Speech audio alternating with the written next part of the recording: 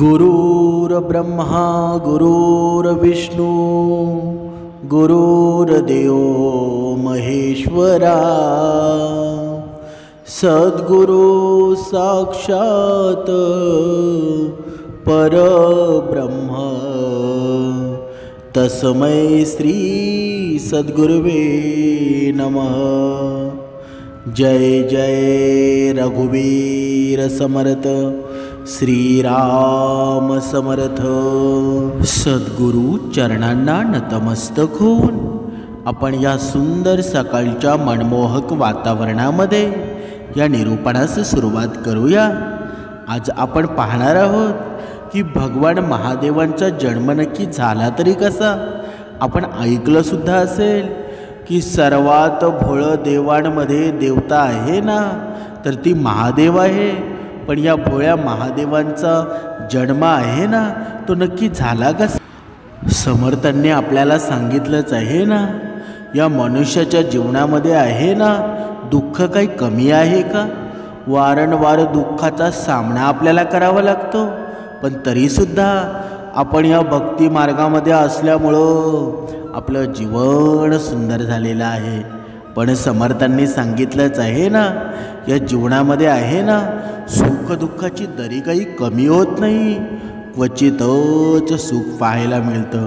आणि हे सुख आहे ना, एक सुख क्षणिक असतं। कधी त्या क्षणिक सुखाचं दुःखात रूपांतर होतं ना, ते आपल्याला सुद्धा कळत नाही। पण या पूर्ण पृथ्वी तलावर या पूर्ण या रचनेमध्ये अशी देवता आहे ना, ती म्हणजे महादेव भगवान भोळेनाथ, की ज्यांचा जन्म आहे ना कसा झाला आहे की नाही झाला, या सर्व सविस्तर माहिती आहे ना ती आपल्याला या निरूपणामध्ये मिळणार आहे। म्हणूनच भगवान शिवांविषयी आहे ना असं बोललं जातं की भगवान शिव त्रैलोक्याचे पहिले शेवटचे देवताच आहेत ना, म्हणजे पहिले आणि शेवटचे देवता आहेत ना हे भगवान शिव आहेत। त्यांच्या समोर आहेत ना जगातील सगळ्या शक्ती असफळ होतात। पण तुम्हाला माहीत आहे का भगवान शिव यांचा जन्म कसा झाला होता। महादेवांची आई कोण होती, त्यांच्या वडिलांचं नाव काय होतं, आणि त्यांनी कोणाकडून ज्ञान प्राप्त केलं होतं, आणि कोणाकोणाला दानाचे आणि ज्ञानाचे महत्त्व दिलं होतं। सगळ्यात अगोदर आपण भगवान महादेवांच्या जन्माची कहाणी आहे ना, म्हणजेच शिवपुराणामध्ये भरपूर लोकप्रिय अशा गोष्टींबद्दल बोलणार आहोत। म्हणजे आपल्याला सर्व माहिती आहे ना शिवपुराणामध्ये मिळणार आहे। म्हणजेच या शिवपुराणानुसार भगवान शिवांना स्वयंभूच मानलं जातं ना, ज्याचा अर्थ असा आहे की भगवान शिवांचा जन्म स्वतःच झाला होता। म्हणजे काय बरं, म्हणजे यावरून एक गोष्ट लक्षात येते की भगवान शिवांची कोणतीही आई नव्हती, कोणतेही वडील नव्हते, त्यांना मृत्यूची सुद्धा काहीच भीती नव्हती। बघा आपण स्मशानामध्ये गेल्यानंतर आहे ना, बघा भगवान शिवांची बघा आपल्याला प्रचिती येऊन जाते। आपण म्हणतो की भगवान शिव सर्वात भोळे दैवत आहे। बघा आता हा कुंभमेळा झाला ना, बघा ते पूर्ण अघोरी बाबा होते, साधू संत होते, ते पूर्ण भगवान शिवांचीच उपासना करत होते। कारण का, कारण स्मशानाचा राजा आहे ना भगवान शिवांना बोललं जातं ना, म्हणून मृत्यूची सुद्धा त्यांना काही भीती नव्हती, आणि त्यांचा मृत्यू आहे ना कधीही होऊ शकत नाही। पण आता आपण पाहूया या विष्णू पुराणामध्ये एक गोष्ट सांगितलेली आहे, म्हणजे भगवान शिव आणि यांच्या जन्माबद्दल आणखी एक कहाणी आहे। आणि या विष्णू पुराणामध्ये सांगितलेलं आहे की भगवान शिव होते ना, यांच्या डोक्यातून निघणाऱ्या तेजामुळं भगवान शिव यांची उत्पत्ती झाली आहे, आणि त्यांच्या नाभीतून निघणाऱ्या तेजामुळं कमळावर बसलेले ब्रह्मदेव यांचा जन्म झाला आहे। तसेच दुसरीकडे भगवान विष्णूंच्या जन्मासंबंधी म्हणजे शिवपुराणामध्ये सांगितलं गेलेलं आहे की एक वेळची गोष्ट आहे, जेव्हा भगवान शिव आपले गुडघे चोळत होते आणि गुडघ्यातून निघणाऱ्या मळामुळं भगवान श्री विष्णूंचा जन्म झाला आहे. पण जर असं झालं असेल ना, तर विष्णू पुराण आणि शिवपुराण आहेत ना, हे खूप वेगळे आहेत. या कथेशिवाय भगवान शिव यांच्या जन्माची आणखी एक पौराणिक कथा आहे, जी खूप प्रसिद्ध आहे आणि तुम्ही सुद्धा कधीतरी ऐकलेली सुद्धा असेल. एकेकाळची गोष्ट आहे, जेव्हा भगवान विष्णू आणि ब्रह्मदेव यांच्यामध्ये या गोष्टीवरून वादविवाद होऊ लागला की या जगामध्ये सगळ्यात महान कोण. आणि जेव्हा भगवान विष्णू आणि भगवान ब्रह्मदेव या गोष्टीवरून वादविवाद करत होते ना, तेव्हा एका जळणाऱ्या खांबाच्या रूपामध्ये महादेव तिथे प्रकट झाले आणि ते दोघेही रहस्य समजू शकले नाही. आणि तेवढ्यात एक आवाज आला की जो या खांबाचा छोड शोधून काढेल ना, तोच सगळ्यात महान मानला जाईल. या ऐकल्याबरोबर ब्रह्मदेवाने एका पक्षाचं रूप घेतलं आणि खांबाचा वरचा हिस्सा शोधण्यासाठी निघाले. तर भगवान विष्णूंनी वराहाचं रूप धारण करून खांबाचा शेवट शोधण्याचा प्रयत्न केला. खूप वेळ शोधल्यानंतर खूप वेळ शोधल्यानंतर सुद्धा दोघांपैकी एकाला सुद्धा खांबाचा छोड मिळाला नाही आणि दोघेही हार मान्य करून परत आले. यानंतर भगवान शिव त्यांच्या खऱ्या रूपामध्ये आले आणि मग भगवान विष्णू आणि भगवान ब्रह्मदेवांनी हे मान्य केलं की महादेवच सगळ्यात महान शक्तिशाली आहेत. महादेवांपेक्षा मोठी शक्ती आहे ना, या जगामध्ये कोणतीच नाही. याचबरोबर शिवपुराणामध्ये सांगितले गेलेलं आहे की खांब ही गोष्ट दर्शवत आहे की ना तर भगवान शिव यांचा जन्म झाला आहे, नाही त्यांचा कधीच अंत आहे. आणि एक कारण तर हे सुद्धा आहे की भगवान शिव यांना स्वयंभू म्हटलं जातं ना, म्हणजेच भगवान शिव यांचा अंत आहे ना, तो कधीच नाही, ते अमर आहेत.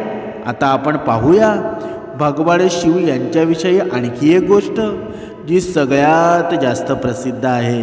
भगवान ब्रह्मदेव आणि भगवान शिव यांचे वडील आहेत का, यांची ही कहाणी आहे ना, या लोकांमध्ये खूप प्रसिद्ध आहे. तर कशा प्रकारे भगवान शिव यांनी ब्रह्मपुत्राच्या रूपामध्ये जन्म घेतला होता, यामागे विष्णू पुराणामध्ये एक पौराणिक कहाणी आहे. ज्यानुसार जेव्हा पृथ्वी आकाश पातळ पाण्यामध्ये बुडालेलं होतं ना, तेव्हा भगवान विष्णू शिवाय कोणतेही देव किंवा प्राणी आहेत ना, या जगामध्ये नव्हते. तेव्हाच विष्णूचं पाण्यावर आपले शेषनागावर झोपलेले दिसून येतात. त्यानंतर त्यांच्या नाभीतून कमळाच्या दांडीवर ब्रह्मदेव प्रकट झाले. जेव्हा भगवान ब्रह्मदेव आणि भगवान विष्णू या जगाविषयी बोलत होते ना, भगवान शिव प्रकट होतात. त्यानंतर ब्रह्मदेवांनी त्यांना ओळखण्यास नकार दिला. या कारणामुळं भगवान शिव नाराज झाले आणि त्यांच्या नाराज होण्यामुळं भगवान विष्णू यांनी त्यांना दिव्य दृष्टी देऊन ब्रह्मदेवांना भगवान शिव यांची आठवण करून दिली. म्हणजे त्यानंतर भगवान ब्रह्मदेव यांना त्यांच्या चुकीची जाणीव झाली आणि ब्रह्मदेवांची क्षमा मागून त्यांनी आपल्या पुत्ररूपाने जन्म घेण्याचा आशीर्वाद मागितला. या कारणामुळं भगवान शिव यांनी भगवान ब्रह्मदेवाची प्रार्थना स्वीकार करून त्यांना आशीर्वादसुद्धा दिला. पण त्यानंतर ब्रह्मदेवांनी या सृष्टीची रचना सुरू केली. तेव्हा त्यांना एका लहान मुलाची गरज होती. तेव्हा त्यांना महादेवांनी दिलेला हा आशीर्वाद आठवला, ज्यासाठी भगवान ब्रह्मदेवांनी तपश्चर्या केली होती. आणि लहान मुलाच्या रूपानं भगवान शिव त्यांच्या मांडीवर रडत रडत प्रकट झाले. हे भगवान महादेवांचं एकमेव बाळरूप आहे. जेव्हा ब्रह्मदेवांनी त्यांना त्यांच्या रडण्याचं कारण विचारलं ना, तेव्हा महादेवांनी सांगितलं की त्यांचं काहीही नाव नाही. तेव्हा ब्रह्मदेवांनी भगवान शिव यांचं रुद्र नाव ठेवलं. एवढं झाल्यानंतर सुद्धा भगवान शिव शांत बसले नाही. ब्रह्मदेवांनी त्यांना दुसरं नाव दिलं. पण भगवान शिवांना ते सुद्धा आवडलं नाही आणि ते शांत बसून राहिले. त्यामुळं भगवान शिव यांचं रडणं थांबवण्यासाठी ब्रह्मदेवांनी त्यांना 108 नावं दिली. रुद्र, भाव, उग्र, पशुपती आणि महादेव यासारखी नावं होती. आणि शिवपुराणानुसार त्यांची ही नावं आहेत ना, आज सुद्धा पृथ्वीवर लिहिली होती. त्यानंतरची गोष्ट आहे श्रीमद देवी महापुराणाची. यामध्ये भगवान शिव यांच्या आई आणि वडिलांच्या विषयी सांगितलं जातं. श्रीमद देवी आहे ना, महापुराणानुसार पाहिलं तर एकदा जेव्हा भगवान नारद यांनी त्यांचे वडील भगवान ब्रह्मा यांना विचारलं की सृष्टी निर्माण कोणी केली आहे बरं, त्याचबरोबर भगवान विष्णू आणि भगवान शिव आणि तुमचे आईवडील कोण आहेत, तेव्हा भगवान ब्रह्मांनी नारदांना त्रिदेवांच्या जन्माविषयी सांगितलं. जे सांगितलं ते खरोखरच म्हणजे आश्चर्यचकित करणारं होतं. त्यांनी सांगितलं की देवी दुर्गा आणि शिव स्वरूप ब्रह्मामुळं ब्रह्मा, विष्णू, महेश यांचा जन्म झाला आहे. आता बघा, आपण ज्या परमेश्वराची भक्ती करतो ना, ज्याला आराध्य दैवत आपण मानतो, ते म्हणजे दत्तगुरूच आहेत ना. आणि दत्तगुरू म्हणजे कोण आहेत बरं? ब्रह्मा, विष्णू, महेश हेच आहेत ना दत्तगुरू. म्हणजे यामुळं यांचा जन्म झाला होता. म्हणजे सृष्टीच्या रूपामध्ये देवी दुर्गाच सगळ्यांची माता आहे ना. आणि ब्रह्मा म्हणजे काळ सदाशिव आमचे पिता आहेत. म्हणजेच काय, त्याचबरोबर श्रीमद देवी महापुराणामध्ये भगवान ब्रह्मा आणि विष्णू यांच्यामध्ये झालेल्या भांडणाची एक कहाणीसुद्धा आलेली आहे. ज्यानुसार एक दिवस ब्रह्मदेव आणि भगवान विष्णू यांच्यामध्ये भांडण झालं आणि दोघांमध्ये वादविवाद करत होते. तेव्हा ब्रह्मदेव म्हणाले, ही सृष्टी मी बनवलेली आहे आणि मीच या सृष्टीचा पालन करता आहे. ज्याचा बघा उत्तरामध्ये भगवान विष्णू म्हणाले, मी तुमचा पिता आहे, कारण माझ्या नाभीतून निघालेल्या कमळापासून तुमचा जन्म झाला आहे. आणि हळूहळू हे भांडण होतं ना, ते भरपूर वाढत गेलं. त्यानंतर या दोघांचं भांडण ऐकून भगवान सदाशिव तिथं पोचले आणि ते म्हणाले की मीच तुम्हाला या सृष्टी बनवण्याचं म्हणजे आणि तिला सांभाळण्याचं हे 2 कामं दिलेली आहेत. म्हणजे या प्रकारे मी शंकर आणि रुद्र यांना संवार आणि तिरोगतीचं काम दिलं आहे. त्याचबरोबर ते म्हणाले, माझे 5 मुख आहेत. एका मुखातून आकार आहे, दुसऱ्या मुखातून उकार आहे, तिसऱ्या मुखातून मुखार आहे आणि चौथ्या मुखातून बिंदू आहे आणि शेवटचा राहिला ना, तो 5व्या मुखातून नाद म्हणजे शब्द प्रकट झाले. या 5 मधूनच ओम हे अक्षर तयार झालं, ज्याला आज आपले सगळे आहेत ना भगवान शिव यांच्या मूळमंत्राच्या रूपामध्ये ओळखतो. बघा, एवढं बोलल्यानंतर भगवान ब्रह्मा आणि भगवान विष्णू दोघांनाही हे समजलं की भगवान शिव यांच्यापेक्षा जास्त शक्तिशाली या जगामध्ये काहीच नाही. आणि दोघांनीही भगवान शिव यांना नमस्कार केला आणि तिथून निघून गेले. आता ही आपण पूर्ण माहिती पाहिली ना, ती शिव पुराणामध्ये सर्व काही वर्णन केलेलं आहे. म्हणून आता महाशिवरात्री येणार आहे ना, आणि हे शिवाचं तत्व आहे ना, हे शिवाची ऊर्जा आहे, सर्वत्र पसरणार आहे. आणि महाशिवरात्री हा एवढा मोठा योग येणार आहे ना, 1 वर्षातून हा एकदाच योग येतो. पण हा संकल्प जर आपण या दिवशी केला ना, तर तुमचा संकल्प नक्कीच पूर्णत्वात जाईल. कारण सर्वात मोठे देवता आहेत ना, ते महादेव आहेत. महादेवांपासून सुरुवात झालेली आहे. म्हणून महादेवांची भक्तीचं हे सामर्थ्य आहे ना, तुम्ही जर निरंतर भक्ती केली तर नक्कीच त्याचं फळसुद्धा तुम्हाला मिळणार आहे.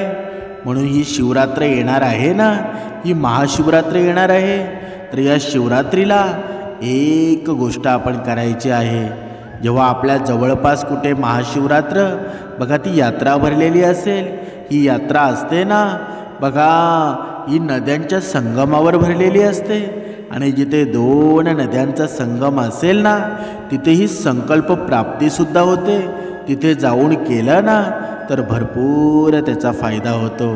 आपल्याला करायचं काय आहे, जेव्हा आपण सकाळी किंवा संध्याकाळी जेव्हा आपल्याला वेळ भेटेल ना तेव्हा आपण तिथे जावं आणि तिथे आपल्या हातामध्ये पाणी घ्यावं, 3 वेळा पाणी घ्यावं आणि परत ते नदीमध्ये ओम नमः शिवाय, ओम नमः शिवाय, ओम नमः शिवाय असं बोलून मंत्राचा जप करून सोडावं. आणि आपल्या जीवनामध्ये ज्या काही तुमच्या गोष्टी असतील त्या मनामध्ये बोलाव्यात, पण त्यानुसार आपले कर्मसुद्धा झाले पाहिजेत. जर आपण वाईट कर्म करून जर संकल्प करत असाल तर तो संकल्प कधीच पूर्णत्वास जाणार नाही. समर्थांनी सुद्धा सांगितलेलं आहे ना, संकल्प कोणाचा घडत असतो बरं? बघा, या जगामध्ये या विश्वामध्ये व्रत उपवास अनेक लोक करत असतात, पण ते व्रत वैकल्य उपवास खोटे आहेत का? आपण भगवंताची भक्ती करतो ही खोटी आहे का? अजिबात खोटी नाही. कुणासाठी खोटी आहे बरं? जे वाईट कर्म करतात आणि मग फळाची अपेक्षा करतात ना त्यांना कधीच देव प्राप्त होत नाही, त्यांना दिसतसुद्धा नाही. मग ते म्हणू लागतात या जगामध्ये परमेश्वर नाही, कारण मी एवढी भक्ती करतो तरीसुद्धा मला कधी दिसले बरं नाही. पण तुझे कर्मच चांगले नसतील तर भगवंत तुमच्या मनामध्ये राहील का? कधीच राहणार नाही. आणि जर भगवंत मनामध्ये राहावंसं वाटत असेल तर तुझे कर्म श्रेष्ठ ठेव. जेव्हा तुझे कर्म श्रेष्ठ होतील ना तेव्हा तुला भगवंत कधी मिळून जाईल ना तुला कळणारसुद्धा नाही. तू ठरवलेल्या प्रश्नांची उत्तरंसुद्धा तुला मिळून जातील. म्हणून कर्मावर लक्ष द्या, कर्मश्रेष्ठ ठेवा. भगवंत तुमच्या जवळच आहे. जय जय रघुवीर समर्थ. ओम नमः शिवाय.